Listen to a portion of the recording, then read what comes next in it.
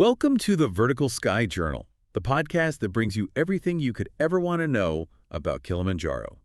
The climbing and the fitness, altitude and nutrition, the environment, the wildlife, and the people at the heart of the mountain. Today, we begin where every great climb begins, right at the bottom, with the 5 climate zones of Kilimanjaro and the journey from warm farmland to frozen summit. And to kick off this deep dive, if you grab your backpack and just start walking up this specific slope in Tanzania, you're undertaking the physical equivalent of walking from the equator to the North Pole in just 1 week. Yeah, it's a profound geographic anomaly, isn't it? It really is. I mean, you aren't just gaining altitude, you're literally walking through multiple planetary climates, and they're stacked right on top of each other. Exactly. And, we're looking at this fascinating excerpt today from the Vertical Sky Journal by Graham Noble, and it completely deconstructs Mount Kilimanjaro. It reframes it not just as a climbing objective, but as this towering ladder of the Earth's biomes. Okay, let's unpack this immediately because the core premise is just mind-bending. You start in tropical heat and you end up in Arctic ice, all on the same massive rock. I really want to understand the physical engine driving this. Like, how is it mechanically possible to cram an entire hemisphere of climates into a single multi-day hike? Right. So the engine here is really the relationship between altitude, atmospheric pressure, and moisture capacity. Okay. The mountain itself is just so massive that it generates its own localized weather system. So as the prevailing trade winds push this warm, really moisture-heavy air into the base of Kilimanjaro, that air is physically forced upward along the slopes. Oh, I see. And as it rises into lower atmospheric pressures, it expands and it cools. And cold air cannot hold as much water vapor as warm air. Precisely. It creates this gradient of scarcity. Down at the bottom, you have maximum warmth and maximum moisture. But as gravity kind of pulls you upward, the environment just systematically strips those resources away. The temperature plummets, and that heavy rain that soaks the lower sections, it just thins out into nothing. So if you were to step onto this trail tomorrow, you wouldn't just see the scenery change. Right. You'd actually experience a biological countdown as the available energy for life is just slowly turned off. That sets up our journey perfectly, actually. Because, this expedition doesn't begin with an airdrop into some hostile, desolate wilderness. The baseline of this mountain is deeply, domestic. Yeah, we start in the cultivated zone, which stretches from roughly 800 up to about 1,800 meters. The lower slopes, and honestly fertile, almost feels like an understatement here. Oh, absolutely. We're dealing with volcanic soil, right? Yeah. Ancient basaltic rock that has broken down over, millennia into incredibly mineral-rich earth. And this area is intensively farmed by the Chagga people. Yes, and they've engineered this landscape over generations. This raises an important question, actually, about our expectations of quote-unquote wild spaces. The human element here is just vital to the ecosystem's identity. Because of that rich volcanic soil and the warm equatorial climate, you walk through this vibrant, multi-layered patchwork of agriculture. You've got dense coffee plantations, broad banana groves shading the ground. And open fields of maize, right? Exactly. So your soundtrack on day one isn't the howling wind of a glacier. It's the sound of small homesteads, village life, farmland, birds, and then at night, the bush babies start calling from the trees. It's beautiful. It really is. It's an environment built on total biological abundance. It acts almost like the lobby of a grand hotel. It's comfortable, it's human-centric, and it sets the stage.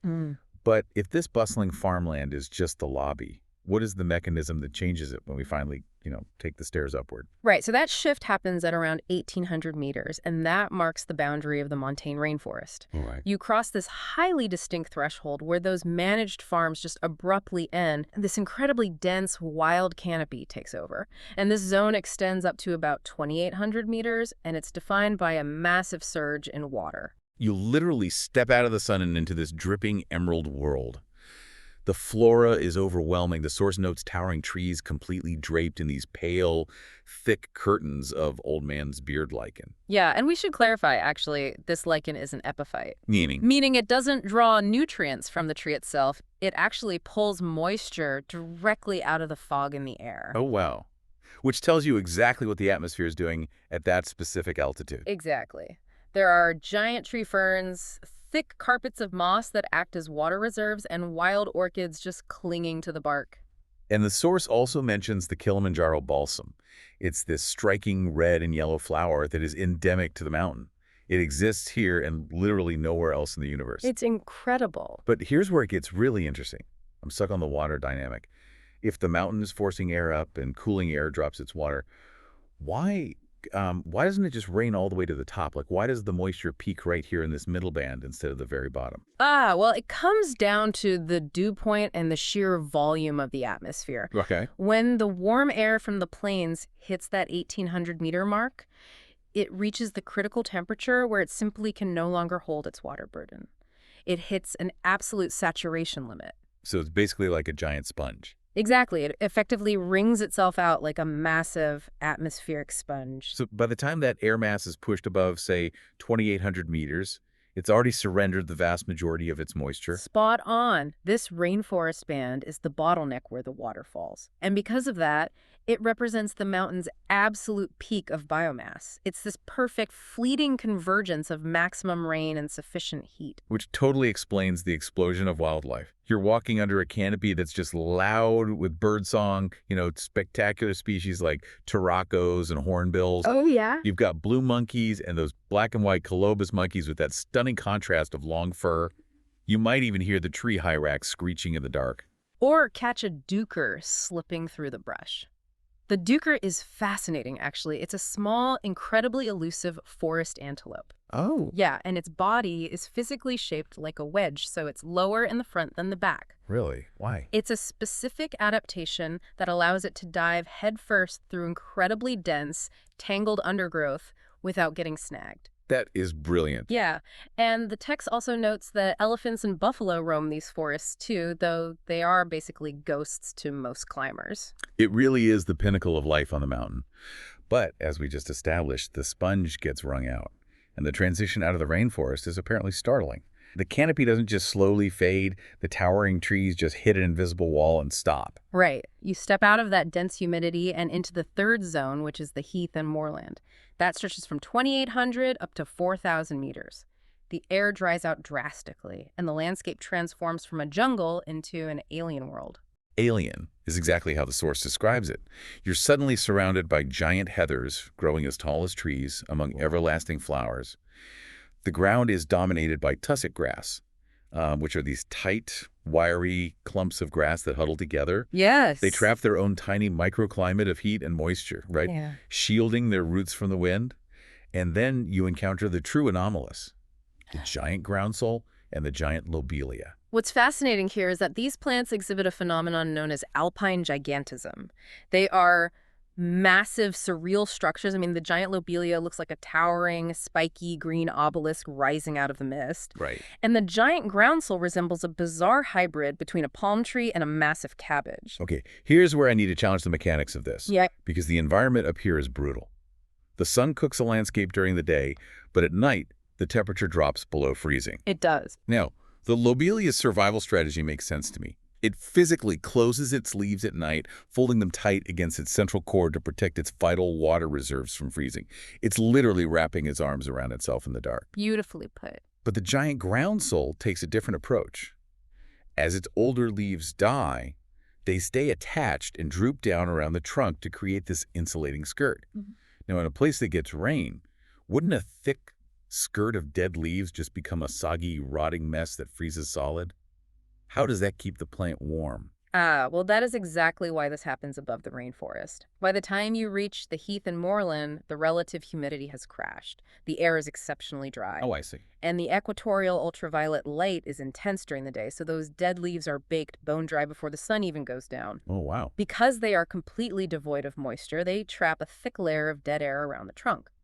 It functions exactly like the down feathers in winter parka, preventing the water stored inside the living trunk from turning to ice. So it's basically putting on a thick winter parka. That is an unbelievable piece of biological engineering. Yeah. But how did they figure this out? You don't exactly see massive cabbages wearing winter parkas down on the plains. Well, you don't. And this brings us to a crucial ecological concept. The sky island. The sky island. Yes. Kilimanjaro is a towering, isolated peak surrounded by an ocean of vastly different, much hotter, drier savanna The species up here are completely marooned.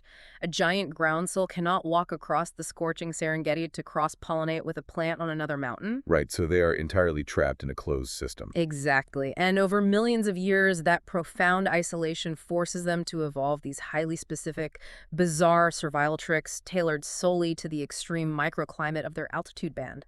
They are evolutionary prisoners of the mountain. And as the plants get stranger, the wildlife begins to vanish. The monkeys and elephants are gone. But the text highlights one creature that becomes your shadow in this zone, the white-necked raven. I find it baffling that a bird is hanging out at 3,000 or 4,000 meters. How does a bird's physiology even cope with the thinning air? Avian respiratory systems are marvels of biological efficiency.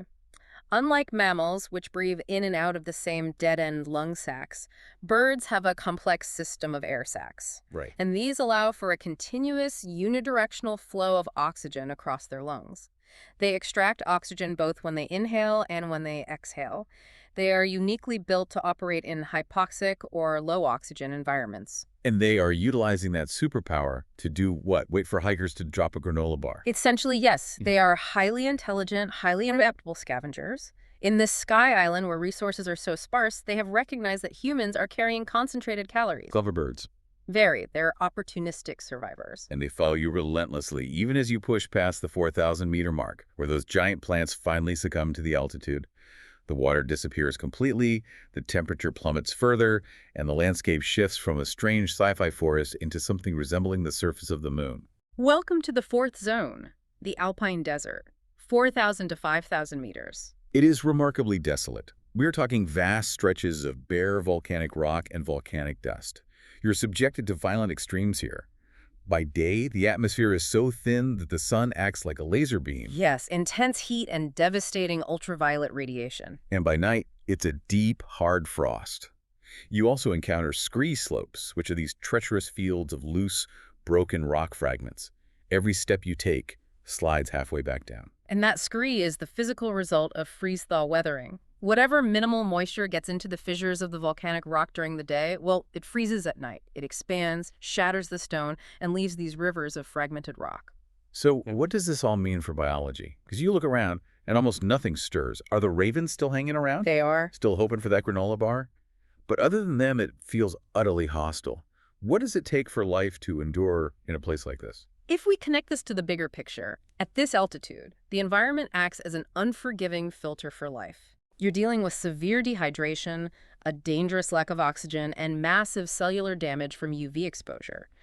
The only organisms that survive here are those that have stripped away all biological overhead. Biological overhead, meaning anything that isn't absolutely critical for survival is a liability. Precisely. That is why the dominant life form here is lichen.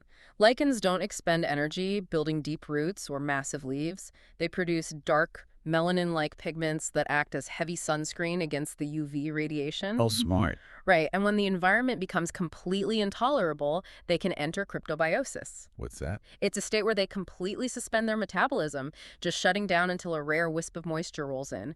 They endure where absolutely nothing else can. Which brings us to the final threshold, leaving the desert behind and crossing the invisible line into permanent winter. The fifth zone, the Arctic summit. 5,000 to 5,895 meters. The roof of Africa. The environment here is defined by glaciers, ice fields, scree, bare rock, and blinding glare from the snow. But the invisible killer here is the atmosphere itself.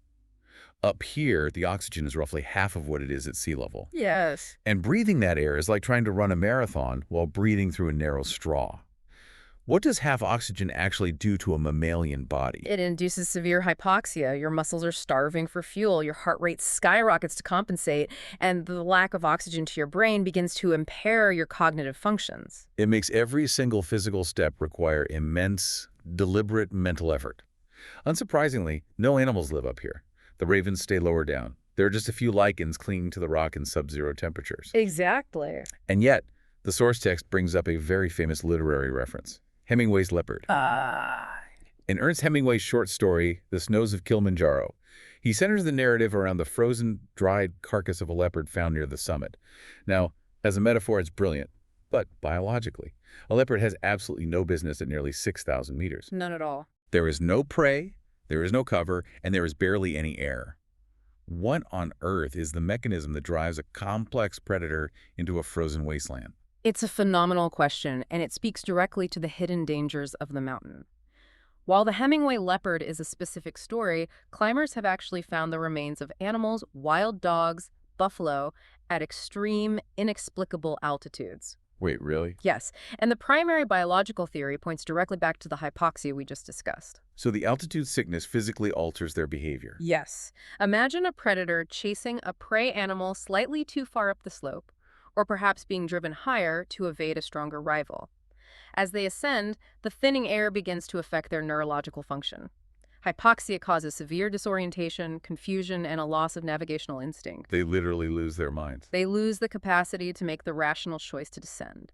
They wander further up in a confused state, get caught by a sudden temperature plunge or a blinding snowstorm, and their bodies simply give out. The leopard didn't choose to live in the Arctic zone. It became biologically trapped by the invisible boundary of oxygen deprivation. It is a stark reminder that this summit is a zone of death. It is the ultimate boundary line. It's where the iconic Green Uhuru Peak sign sits, marking the highest point on the continent. But getting to that sign requires a specific methodology.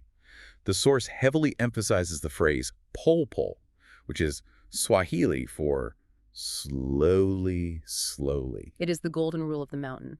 Physiologically, moving slowly is the only way to give your body the time it needs to acclimatize, allowing your bone marrow to produce extra red blood cells to carry what little oxygen is available. Right. But the text implies pole pole is more than just a medical directive. Yeah. If you treat this climb purely as an athletic sprint to touch a wooden sign, you miss the entire point of the mountain. Absolutely.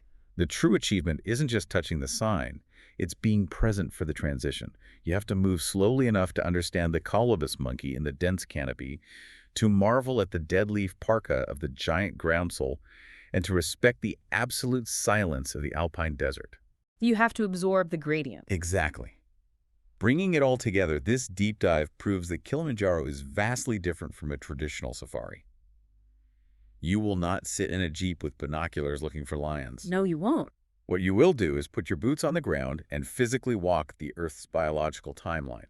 You feel the temperature strip away, you watch the trees shrink into nothing, you see the strange sky island plants take over, until the biology gives up entirely and leaves you standing on the ice. But, as we close, there is an inescapable reality we have to acknowledge about that ice. Right. The source text describes this fifth zone as a permanent Arctic environment.